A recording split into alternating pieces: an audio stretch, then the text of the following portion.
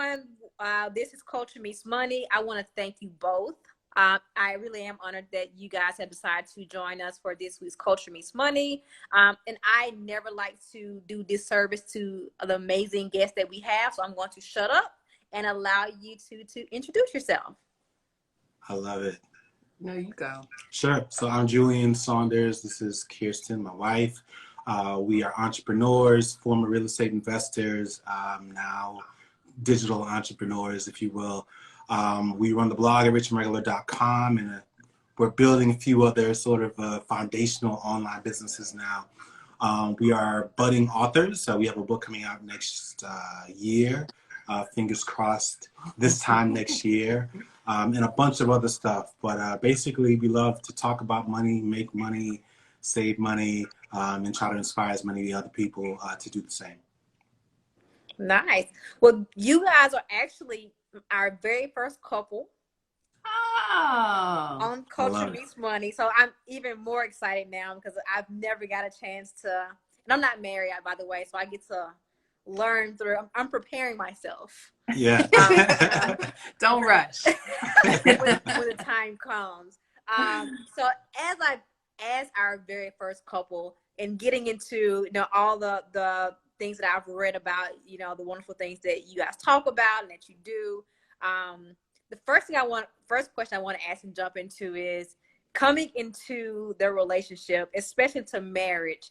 When do you guys have that first conversation about your personal finances with each other? So for those that already follow us, you probably have heard this story, but our first money conversation was really a confrontation and ended in a fight, which led to us breaking up. It was after a vacation that we had taken. So we started dating and it was hot and heavy pretty quickly. And so we went on this trip like within the first 2 or 3 months, which, whatever, don't judge.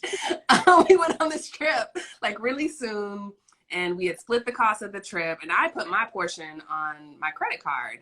And so when we got back from the trip, I was ready to jump back into like honeymoon phase, whining and dining, out several times a week like we were doing before. And Julien was ready to pay for the vacation. And so he was like ready to buckle down and like, scrimp and figure out how he was going to pay off this vacation that we just went on. And so when we started talking about it, he was like, how are you not like paying, like, how are you planning to pay for this? Like, because we were making the same amount of money. And I was like, I just put it on a credit card. What are you talking about? I have no plan to pay for it. Like, that's what credit cards are for. And he said that if he had known that I had this credit card debt and like the spending problem, then he would have never dated me. And so that was our very first money talk. It did not end well. We ended up breaking up and eventually he came back around because they always do. And we worked it out, but it was not the way that I would advise most people to talk about money. This is normally when I chime in and provide like some context. Well, I like the fact during your whole story, his facial expression never changed. It was like, he was like, I've heard this a million times. I'm going to let her finish, and then I'm going to tell the true story. Listen, what she said was directionally true. I said what I said, but I will say now that obviously that was a terrible thing to say. But I am grateful because it forced us to have a conversation about money really early on in our relationship. And I think what we learned over time is how normal it is for people to avoid it altogether. You wait until until like you have, even after marriage, you wait until you're getting ready to buy a house or something like that, or have a kid, to really saying, all right, well, now that we have to disclose these sorts of things about ourselves. And that's when you really start to learn about your partner's history with money. And so the benefit for us was that we learned about it, to her point, really, really early on. And our money story, was really sort of part of our entire relationship story. So yeah, I obviously happily ever after. I don't recommend confronting or using that kind of, forceful language or tone. But I learned a lot about myself. We learned a lot about each other in the process. Yeah. So because it seems like you two are totally on two totally different pages when it came to how you were going to pay off this, vacation. Does it go back to how each of you were raised when it comes to thinking about money? And can you kind of talk about that a little bit? With going into a relationship when you're in a relationship with someone who is brought up totally different with you when it comes to money? Yes, it definitely went back. Some of it went back to how we were raised. Some of it was just gender roles and socialization, which is a whole other category of of mindset issues. But a lot of it was because I was raised to believe that money was a tool that you use to build relationships. My parents always took us on vacations. We were always that house in the neighborhood that like hosted all the friends and like had the parties. And so for me, like it was normal to spend money to do things and to create memories with people that you love. And for Julien, it was more like this is a sign of recklessness and irresponsibility, as opposed to where my heart was I was just trying to make memories.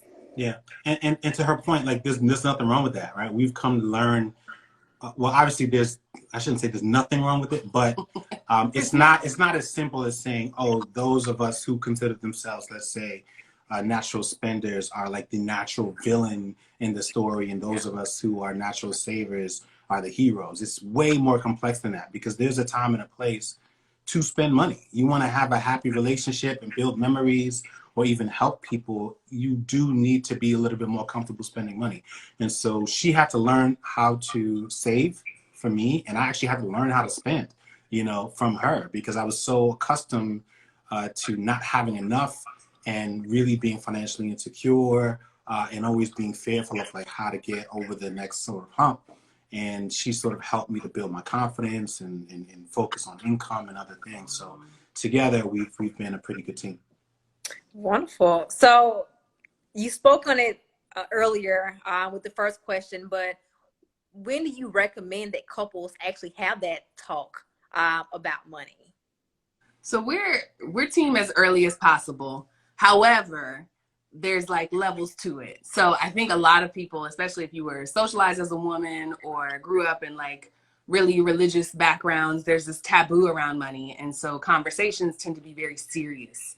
And it's like very like almost like an interrogation, instead of like actually being curious about somebody and their background and being more playful with it. And so if you're early in your relationship, you need to practice playful ways to bring up money. And so it can be as simple as joking about the bill when it comes, like, oh, it must be very expensive for you to take all these girls on dates every week. or commenting on that belt that he always wears, like, okay, you wearing your designer belt today. Just little ways that you can think about. That wasn't a good example, but people wear that belt every single time. Anyway, the good belt. That good belt. That good belt. That good date belt. Okay. But just joke. Find ways to like find the humor in financial situations of the month, and there's like bills coming. There's just lots of ways that you can gauge somebody's reaction, because it's one of those conversations that for a lot of people it carries a lot of weight and trauma, and so you kind of need consent before you can have like a really productive conversation. And the good news about laughter is it doesn't really require like a whole lot of consent. If somebody laughs, it's safe to keep like going there with them, and you can maybe push it a little further. And as your relationship grows and as you get to know each other more, you can start having deeper conversations. I'm not saying like ask for their credit score on date one, but you kind of ease your way into that so that by the time, to Julien's point, you have higher stakes decisions to make, whether that's vacation or moving in together or getting married or having a child. You kind of have a good foundational understanding of their behavior, both the past behavior and kind of their current behavior. Yeah, my brother is married. I'm preparing myself. And I always joke with him and his wife, because I feel like they've been married now for 2 years, but I mean, they've been dating since high school. And I feel like they're still learning each other. And I was like, did y'all not ever sit down and be like, look, this is my student loans. Like, this is it's crazy that I do know people who I feel like they waited till after marriage to have that conversation. And I might be wrong, but I think isn't like money like the number 2 reason that people get divorced? Number one reason. So how do I go from there to what you do now, which is people look at you two as a couple to really learn about money? I don't even know that we really thought about it that way, but I will say actually a lot of what we did came from a place of frustration. And so it was like, you talk to people and they would complain about the same things over and over and over again, but never really do anything about it. And what we started to realize is that a lot of the problems that people were having were actually financial problems, but because culturally it's so taboo to talk about money that it was sort of coded differently. And so they would talk and let's say complain about their job, but what they were really complaining about is the fact that they don't make enough money, or they would complain about their husband or their wife or their partner or whatever. And then they would realize, but what they were really complaining about is the fact that like there's not enough money for everybody to do what they want to do the way that they want to do it. And so for us, it was like, really just being passionate about our community and wanting to see positive change, and honestly, being willing to deal with some conflict along the way, because we knew that we dealt with each other at our worst. So it was like, all right, we could take it on, you know what I mean? And we also knew that we had the ability to smooth it out and make people laugh along the way. So really it was about trying to create change and create a different way for people to feel a little bit more comfortable talking about money in every aspect of their life. Nice. A question that I feel like we get a lot at CapWay, even though we're not couple experts, but we do financial content, is your thoughts on why or why not you should actually share an account with your spouse. So what do you guys think about that, and how does it work for you? We're at the point now where we share an account. We even share a credit card where one of us is the primary and the other one's an authorized user, just because it makes it easier to see and to manage money, and it prevents having awkward conversations after the fact. You can kind of track it in real time. And if somebody goes and, buys something expensive, you can kind of address it right there and adjust for the rest of the month instead of waiting. Somebody. The spender. Hypothetically, if someone were to need a new skincare routine, then, you can address how much that costs and adjust the budget accordingly. But I understand why some couples keep it completely separate. We did that for a while, but then we were paying fees on like 4 different accounts. And every time we would try to consolidate it, like the money apps haven't really evolved quite enough to consolidate all of the couple's expenses into one bucket. And so it was 2 different logins. And just want to say really quickly, plug yourself. Well, even for you all, I mean, like I say, ideas come and they, usually they grow. You can add it to the empire that you guys have already. It's true. Throw that out there. It's true. If we have any technical people on the call, send us a DM about how we create a consolidated couple app. Right. But it's just we're generally pretty lazy and passive when it comes to the big picture of finances, and it was just too much to handle. But I totally understand why some people would keep it separate, and I think it's just a personal choice. Nice. You guys have a series called Money on the Table. Can you talk about that for a minute? Yeah, it's really just an excuse to be able to write off eating good. No, I think it goes back to what we were saying before. We are, she has in her prior career a lot of time in business development and sales. I had a lot of time in marketing. And now as entrepreneurs, we're obviously leveraging a lot of our skills that we learned in the corporate workforce or when we were corporate employees. And what this was about is really like a creative challenge. Like when I think about the challenges that people have with personal finance, or actually I wouldn't even say it that way. When I think about the world of personal finance and I think about it being this big, and I think about the number of people that actually need the information that's being fed to this people or this small group of people, it's this big, right? And so we had to figure out other ways to lure people into these messages, because the people, like very few people, this many people, wake up every day and have no problems talking about money, thinking about money, conversing with their partners and navigating all of that. But everybody else in the world is not like that. And so we just needed to figure out just more entertaining ways to pull people in. And so it just made sense for us to leverage something that we enjoy, something that I do well as a former professional chef in another life, and to try to blend the two together. And so we came up with Money on the Table, which is part cooking show, part financial talk show, part whatever the conversation is going to be that day. It's about being insightful and not necessarily educational, because that's the other thing that we've learned is that very few people wake up wanting to learn about money today. You know what I mean? They want to wake up and be entertained. It's very much a part of American culture. We want to be entertained. We want to laugh. We want things to be visually interesting, and we want a couple nuggets along the way. And so that was something that we were really interested in, and so we pulled it together over the summer. So another part of the empire that you two are building is you mentioned earlier the book. Yes. Would you mind kind of talking about the book that, as you say, hopefully will come out this time next year? We're still writing it, so it's like a tender subject. But our goal for the book is to follow the same path of Money on the Table, where, you know, a lot of personal finance books are packed full of stats and outcomes, but they don't really talk about the process and what you encounter along the way. And so what our book is hoping to reveal, specifically for a Black or a person of color audience, a black person or a person of color. This is going downhill. It's this wine. I've only had 3 sips. This is going downhill fast. Yeah. We really just wanted to talk about the process of pursuing financial independence, all the things that we've had to encounter along the way and take a holistic approach. And so a lot of our book is about, you know, the challenges that you'll encounter on the way there and the mindset shifts that you have to have in order to do the things that you need to do, you know, to get to the next level. And so, yeah, we're still like in the middle of writing it. I think we're almost halfway done. Almost halfway yeah, done. So, and it's been a really interesting journey.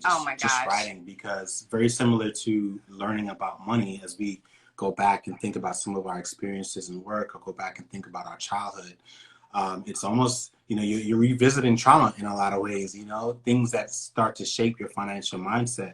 And to Kirsten's point, what we're writing about is, this is not a how-to book, right? There are plenty of how-to. If it were as simple as how-to, then everyone else would, you know, have figured this out, right? Yeah. Because they just needed to know how to do it. Right. It's not that simple, right? Like, you can tell someone how to do it. They still have to figure out how to do it. They encounter tons, especially Black people, emotional hurdles along the way. We're dealing with several in our personal life now outside of our marriage. And so that's a very real thing. And those are the things that we're talking about, because going back to the conversations that we've had and continue to have with a lot of couples, those are the things that get in the way. The issue is not that they don't earn enough money, or they don't know what to do, or they don't know the difference between a Roth and a traditional IRA. The difference is they don't know, you know, what to do with this next dollar. Do I give it to my son and invest in his future? Do I spend it today because my relationship is on the rocks? Or do I give it to my mother because she's dead broke and she was part of the middle class of people who lost pretty much all their wealth in the 2008 recession, and I owe a debt to her? You know what I mean? That's which was actually my next question. We're going to get into that. Go ahead. Yeah, but my point is, you know, we're talking about money from that standpoint, a very real life standpoint, and we're speaking to a very specific group of people. Not everyone's going to relate to the book, and that's perfectly fine, because our job is to cater to people who really haven't been spoken to, in our opinion, in the past. Mm-hmm. I'm not a couple, but I'm going to check out the book. Yeah. You actually kind of spoke on it though, but I want to kind of jump into really quickly, dealing with Black tax, but as a couple. So, you know, Black tax was something that the term was coined in Africa, but it goes back to pretty much, especially for minorities, specifically Black and brown, how when we get money, usually it's like millennials or the children, we're usually, instead of building wealth for ourselves or our children, we're still having to pay for, like, help our parents out, or we're helping out our brother or our uncle. And that's something that, you know, once again, that's part of the Black tax. How do you deal with that as a couple? I mean, I don't know if, like, personal, it's the couple you guys have talked to or people that you've encountered along the way. Like, what advice do you give to maybe if it was one person versus the other who's having to deal with, dealing with black tax? That's a very, very real question. And I can tell you, our marriage isn't perfect, right? And I'm not trying to be a downer here, right? Our marriage is in a great state. But if I had to say that there was one thing that is a bit of a rub, it's that, right? It's the fact that we're dealing with a financially insecure parent on one side, my side, if we're being transparent. And that, without question, has an impact on the way that we manage our money. I think the advice that I would give to people is to make talking about money so normal. Right, we talk about money on a regular basis. Just as annoyed as you are asking what do you want for dinner tonight, babe, you need to be talking about money because it impacts arguably every single aspect of your life. And so if you are struggling with processing the decision on top of just trying to navigate the conversation, you're making it way worse, right? You got to take some of the things off the table. And so the fact that we can talk about money comfortably and freely gives us the capacity, the emotional capacity and the mental capacity to just focus on the problem itself. You know what I mean? What's the problem? The problem is she needs to come up with, let's say, $400 to $500. Okay, if we needed to solve that, how do we do that? You know what I mean? We're not trying to tackle that but I also need to do my hair care. But you know what I mean? Like, and I didn't know about that or something like that. You know what I mean? It's like, talk about money to the point where it is natural, it's muscle memory, it's respectful, you understand your boundaries, you're flowing. We call it dancing, and we're writing about that in the book. It's like, to a point, when you see a couple and they've been together for a long time and they're dancing, that's really what you want to happen when you're talking about money. And that way, when somebody does stumble or there is an issue, the other person can adjust and rebound, and you guys, and maybe nobody else would even notice. You play it off real cool, like. Yeah. And so that's really at the heart of what we're trying to accomplish with the book. But and to your point, at the heart of the advice that we give to couples who are struggling with those things. There's no single rule of thumb because everybody's family is different. All right. So I'm going to ask one more question. Then we do have some questions that came in from the audience. Okay. What advice do you give to young couples? My grandmother said, these you young people, y'all are so different. So of course, I guess the way that millennials and Gen Z handles relationships and money is way different from more than likely clearly how probably our grandparents did it. What advice do you give to that young couple who's 23, 24, 25, preparing for marriage? Well, if they are preparing for marriage, then it would be figure out how to live off of one income as much as possible. And if not fully one income, then 1.5, like live significantly below your means. That was one of our secrets to success, I guess you could call it, is when we moved in together after we got engaged, we were living off of one income. We didn't succumb to lifestyle inflation, and we figured out what things we could combine or do away with to keep our expenses very, very low. And then we invested almost everything else after we were done paying down debt. Well, for a while we did both, but either way, if you can keep your expenses very, very low and keep your lifestyle very, very lean and simple, then you set yourself up for when additions come or when challenges come, whether it's having a baby or needing to take care of a family member, you already have the cushion that you need without disrupting the things that you've already gotten accustomed to. All right. So let's take a few questions. All right. First question is, we often hear money is the biggest reason for divorce. What do y'all feel is the biggest factor in finances that lead to the divorce? I mean, the thing that we hear from people is this idea of not being able to get on the same page, where they've already decided in their mind that one person is the saver, one person's a spender, one person's responsible, one person's irresponsible. And it's just like you've locked someone into this fixed identity. And no matter what you do or what they do, there's no escaping it. And so you've already kind of projected this tension out into the future and you can't see past it. And we actually argue against the concept of being on the same page because it makes it seem like it's like this static place that you go and you just sit. It's like getting a driver's license. Once you take the license test, you don't ever have to take it again. But really, the act of like being emotionally attuned and in line with your partner is something that is ongoing and consistent. It's like water. It's like an ocean wave. Like it's just there. It's something you have to work at every single day. And that's part of the reason that we chose to pursue financial independence as a lifestyle, because with work and the work that family relationships require, there just wasn't enough time to do both. And so our question was really around which work did we want to do? And for us, it made way more sense to get rid of the work that was making corporations richer and focus on the work that could build generational wealth, which is making sure that we have a stable household and can raise our son in a loving environment.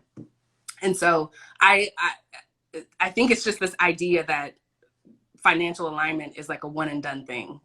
And it's not. It's something that, to Julian's point, you have to practice and work at and consistently do, just like you have to think about what we're going to eat tonight. Who is the person who never knows what they want to eat? Me. But he asked me. I was trying to give you an out. I thought you were going to be like. Because I could eat the same thing like 3-4 nights a week. And he is the one that actually has a stronger preference about what we're going to eat. So when he asked me, it's like, why are you asking me when you know what you already want? I like his facial expression, just like, I know what I don't want. Going to say this. I knew Which makes it worse. She knows what she doesn't want.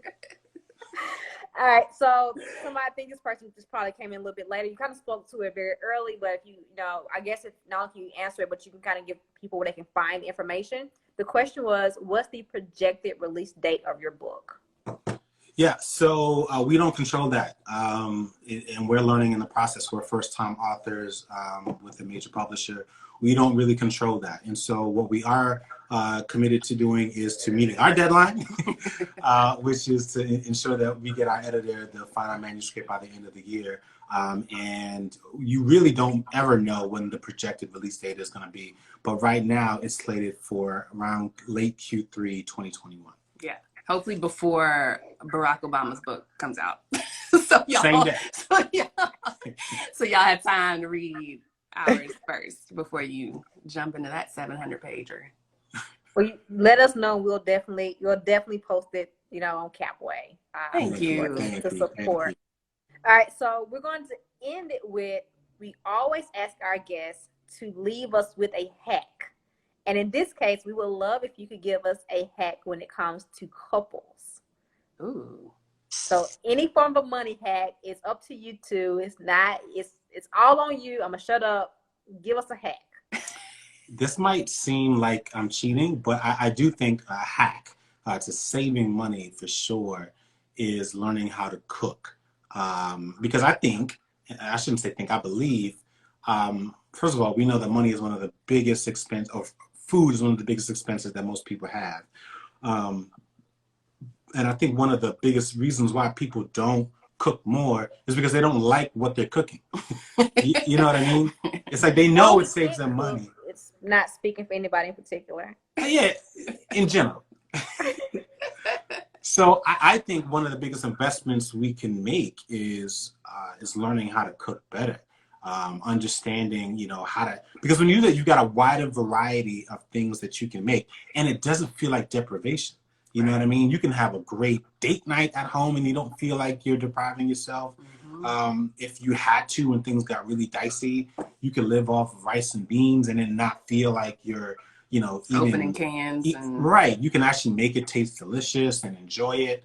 And so, yeah, I think that's one of the biggest things. And especially if you can do that as a couple. We're not there yet. I make a great drink. We're not there yet. So we feel other couples who may struggle with that misalignment. But we're working. I have other skills. She said that she is wonderful at takeout. Like she can order like nobody else. He makes food, I make it happen. That's right. I make food and she makes food happen. Uber Eats is in the budget. Look, I will admit that I make really great, whatever you can put on the stove and it happens really quickly. Listen. That's my thing. So I will say that my cousin convinced me to try HelloFresh. She's like, all the ingredients come with it and the instructions come with it. Like you cannot go wrong. So yeah, you know, I do really great takeout too, so I do understand. Yeah. Like, I'm an expert at taking out. Or Listen. Uber Eats, DoorDash, like I'm an expert. Between that and a snack dinner, listen. Yeah, the first time he came over to my apartment when we were dating, I made a snack dinner, and he was like, "I don't understand." I didn't know what that was. It was just all the snacks. Just, I was like, it's like a charcuterie, but with snacks. A little bit of dip, a little bit of chips, a little bit of all dry goods. All right, so once again, we are honored. Thank you so much for your time. Please let everyone know how they can follow you, how they can find you, how they can get involved with you. Yes. So we're at richandregular.com. That's our blog. And then all of our social media handles, from Twitter to Facebook to Instagram, is all Rich and Regular. And then if you're interested in watching Money on the Table, we're on YouTube at Rich and Regular. All right. Well, for everyone who joined us for this week's Culture Meets Money, thank you for checking us out. And once again, to our guests, we're honored. This was hilarious, but it was also very, very informative. So once again, thank you for your time. And until we meet again, you guys have a great one. All right. Thank you. Thank you.